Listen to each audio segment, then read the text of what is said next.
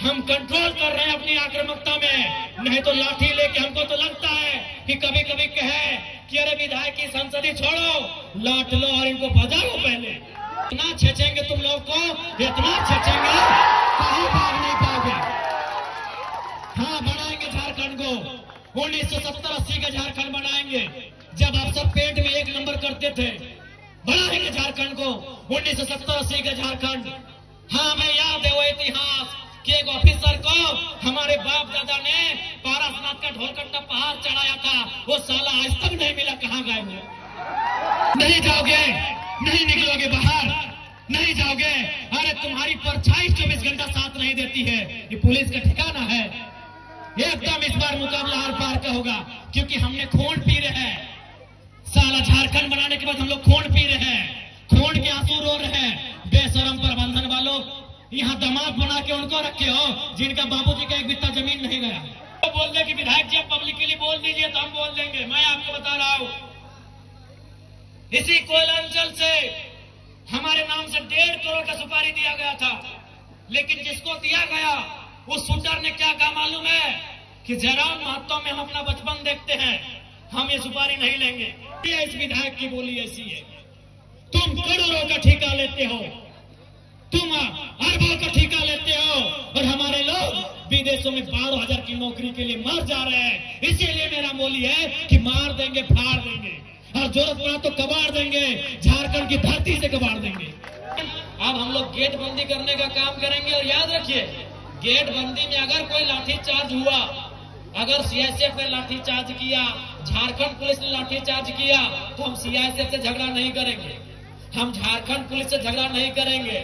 हम जो भी अफसर अब अंदर में बैठे हैं, बाहर अगर निकल गए तो खदेड़ के मार देंगे। और आपको भी कह दें, बिल्कुल अगर हम लोग धरना में बैठे, यदि गेट जाम हुआ, यदि तालाबंदी हुआ और सीआईएसएफ ने अगर लाठीचार्ज किया, यदि झारखंड पुलिस ने लाठीचार्ज किया, तो हम उनसे पंगा नहीं लेंगे। उसकी लाठी में जितना जोर है वो चलाएं। अगर हमारे शरीर में सहने की क्षमता है तो सहेंगे, लेकिन एक भी अफसर अगर गेट से बाहर निकल गया तो गाड़ देंगे, ये भी हम लोग को परम देंगे। एक भी अफसर बाहर निकल गया, एक भी अफसर अगर बाहर में मिल गया, तो उसके साथ वही सलूक करेंगे जो सलूक हमारे साथ किया जाएगा।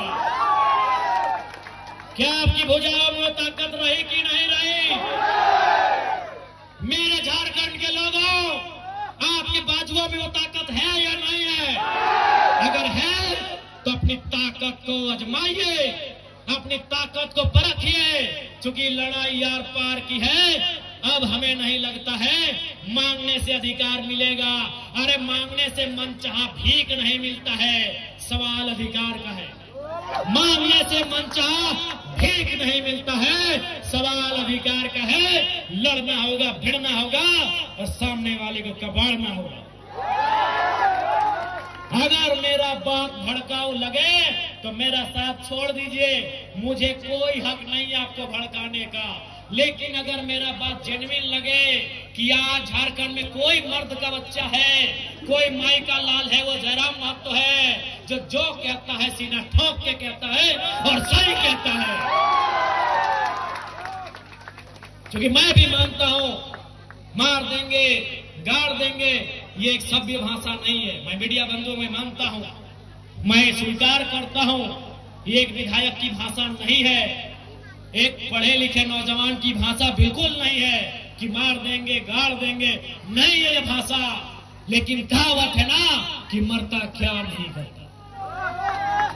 आज मेरे लोग दुबई में मर रहे हैं, आज मेरे लोग नाइजर में मर रहे हैं, आज मेरे लोग सऊदी में मर रहे हैं, आज मेरे लोग मलेशिया में मर रहे हैं, आज मेरे लोग सिंगापुर में मर रहे हैं, आज मेरे लोग देश विदेश में मर रहे हैं। इसलिए एक विधायक होने के बाद भी मेरी आवाज ये निकल रही है कि मार देंगे, गाड़ देंगे और जरूरत पड़े तो फाड़ देंगे। ये खुशी में नहीं बोल रहे हैं, ये मजबूरी में मेरी बोली है। मैं मानता हूं ये एक विधायक को कतई शोभा नहीं देता है, एक विधायक की बोली नहीं होनी चाहिए ऐसी। लेकिन क्या करे, क्या करे, अंदर से खून खौल रहा है, से लहू डबक रहा है, अंदर से तीता, हम लोग अपने भाषा में बोलते हैं कि बिसाए के लिए, तिताए के लिए, तब तक ये बोली निकल रहा है। और क्यों नहीं निकलेगा? 20 साल का नौजवान, 25 साल का नौजवान 12,000 15,000 की नौकरी के लिए विदेश जा रहा है और मर जा रहा है।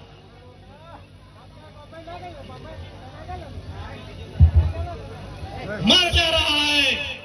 25 साल का नौजवान, जो 50 लड़के मरे विदेशों में और प्रदेशों में, पिछले 9 महीना में जो 50 भाई मर गए, उनकी उम्र 22 साल से 35 साल के बीच है। किसी का 4 महीना का बच्चा है।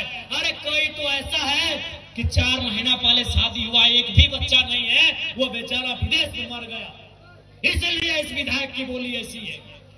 तुम करोड़ों का ठेका लेते हो, तुम अरबों का ठेका लेते हो, और हमारे लोग विदेशों में 12,000 की नौकरी के लिए मर जा रहे हैं। इसीलिए मेरा बोली है कि मार देंगे, फाड़ देंगे, और जरूरत पड़ा तो कबाड़ देंगे, झारखंड की धरती से कबाड़ देंगे। क्योंकि तुम निर्दयी हो, तुम निर्दयी हो, तुम बेरहम हो। तुम्हें दिखाई नहीं देता है विस्थापितों का दर्द, तुम्हें सुनाई नहीं देता है छोटे छोटे बच्चों की चीख, तुम बेरहम हो। हम विधायक इसलिए गाली में कंट्रोल कर रहे हैं, नहीं तो आज तुम्हें दिखाई नहीं देता है रेतों की पीड़ा, इनका आंसू, इनका तकलीफ।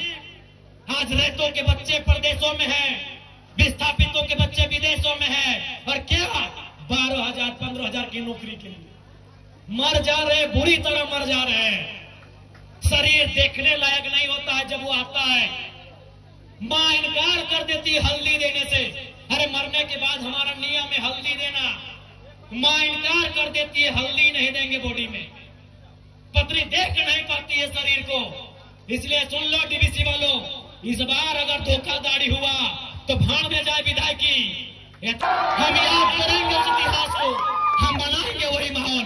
तुमको जो कबाड़ना है कबाड़ो, हम वो माहौल फिर बनाएंगे। 70 वाला माहौल बनाएंगे, 80 वाला माहौल बनाएंगे, बिल्कुल बनाएंगे। हमारे लोग दुख से मर रहे हैं विदेशों में, और तुम यहाँ करोड़ों का ठेका लेते हो। बेशर्मी की हद कर दी है।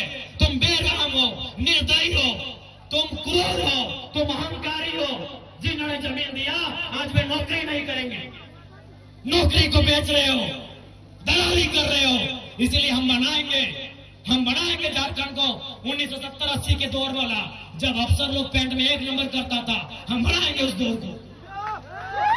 हाँ, तुम्हारा सामना करेंगे, हाँ मारेंगे तुम लोग को। लट से मारना होगा लट से मारेंगे, मुक्का से मारना होगा मुक्के से मारेंगे, क्योंकि तुम लातों के भूतों बातों से नहीं मान रहे हो। तुम याद करो बेशर्मो 1991 की वार्ता को, याद करो डीवीसी के बेशर्मो, बेरहमो, याद करो 1991 की वार्ता को। क्या हुई थी वार्ता? बेरहम लोगों, तुमने नहीं माना वार्ता को। हम ठेका लिए राजा हरिश्चंद्र मरने का, हमने ठेका लिया है, पटक के मारेंगे, एकदम मारेंगे। तुम्हारे बच्चे हमारे बच्चे क्या हैं? भिखमंगे। तुम्हारी बीबी अच्छी साड़ी पहनेगी, तुम्हारे बच्चे महंगे स्कूलों में जाएंगे, हर साल हम भीख मांगेंगे। तुम गद्दार हो, तुम बेरहम हो, तुम घमंडी हो। तुमने नहीं माना है 1991 की वार्ता को, जो विनोद बाबू के नेतृत्व में हुआ था। तुमने नहीं माना है उस वार्ता को जो रेतों के नेतृत्व में हुआ था। आज 35 साल बीत गए, आज 35 साल बीतने को है उस वार्ता को।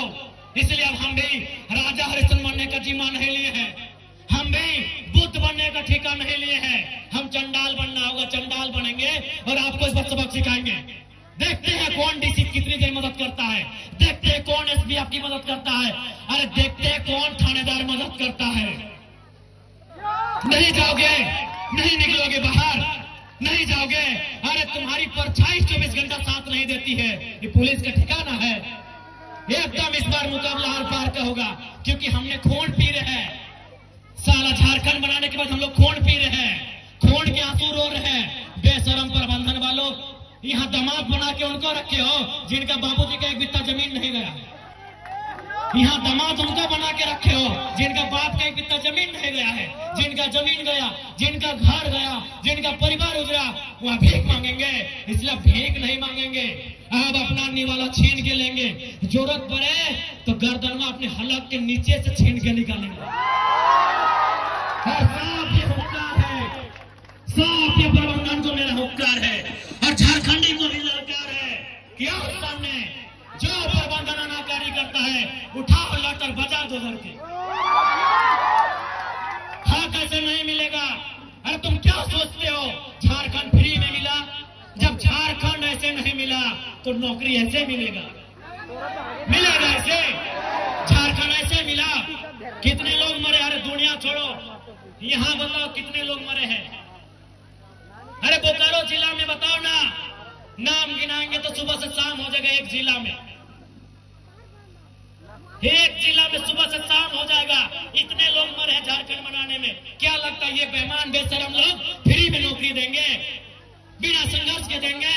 इसलिए और एक बात जान लो, आप भी जानते हैं सबसे ज्यादा संकट में कोई है तो जयराम महतो है, लेकिन उसके बावजूद वो अपनी जान हथेली में रख के आपके बीच आता है, ताकि मैं भी मानता हूं अगर आज हम लोग नहीं जागे तो हमारे पास एक इंच जमीन नहीं बचेगा, हम दर बदर की ठोकरें खाएंगे, हम बेघर हो जाएंगे। इसलिए तुम्हें इसलिए लड़ना है कि बाल बच्चों का भविष्य सुरक्षित हो सके। आपको क्या लगता है ये चर्चा नहीं करते हैं? ये चर्चा नहीं करते हैं कि जयराम महतो को रास्ते से हटा दिया जाए?